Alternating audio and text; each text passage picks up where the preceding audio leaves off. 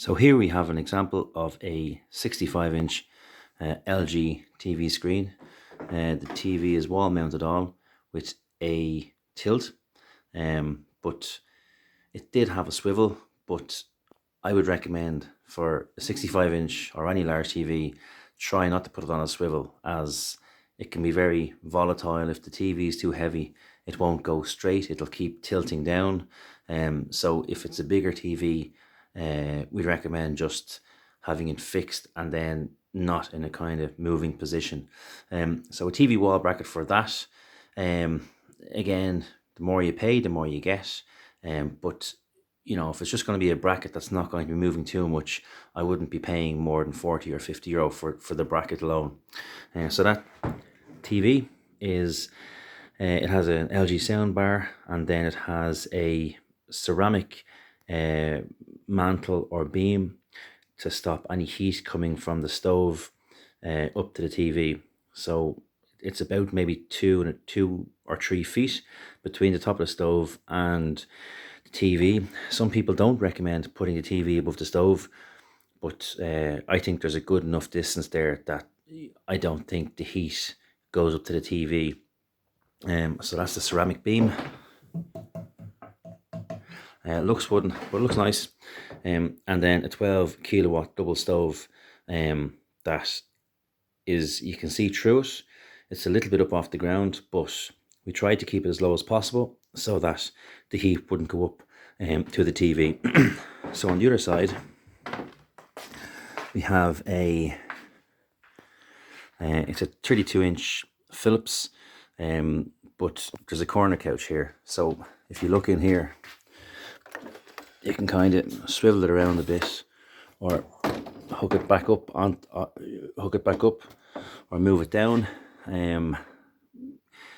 If the TV isn't heavy enough, well then it'll just kind of stay in that type of position. So you might want to check the weight of your TV, because if it's a heavy TV, it'll bring it down. If it's too light, it'll just stay in that type of position and it won't angle down enough. But this bracket costs around, like, that's a good bracket. I think it was from Argus. It cost around 160 euro, but you can see it's good quality. Like, this TV needs to move quite regularly. It moves in,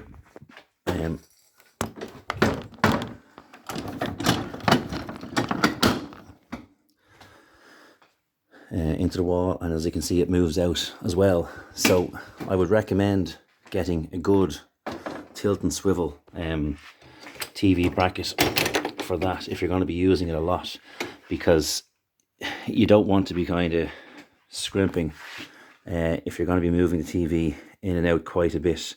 And there's the back of the double-sided stove, and then there's just another kind of black mantle shelf in there as well, again to protect the heat from the stove to the TV.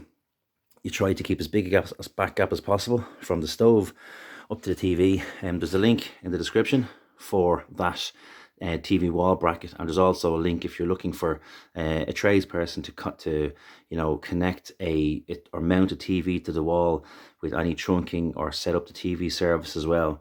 But yeah, like, we had this bracket, this tilt and swivel bracket, on this 65-inch TV, but it wouldn't stay in the upright position, so we couldn't stick it up like that. TV was so heavy that it kept moving down like that, and we couldn't move it, and we decided not to move the TV to 65-inch, leave that as it is. And the TV inside here, you can kind of move it about any way you want. There's also TV brackets available that have strings on them, and we tried to use these on before this 65-inch TV went up, but the strings are very flimsy, very fragile. And so if you have a big TV, like maybe you just have a TV, it's just a standard one, you don't really care about it, you just want to throw it up, then maybe it's okay for you. But I would say don't scrimp and save if it's a big TV, or your pride and joy, and you want to kind of get a long time out of it. And if it's a bigger TV, try your best not to have it in any moving position, so that once you get it up, it stays in that position and it pretty much never needs to come down. So thanks for watching. If you have any questions or comments, put them below.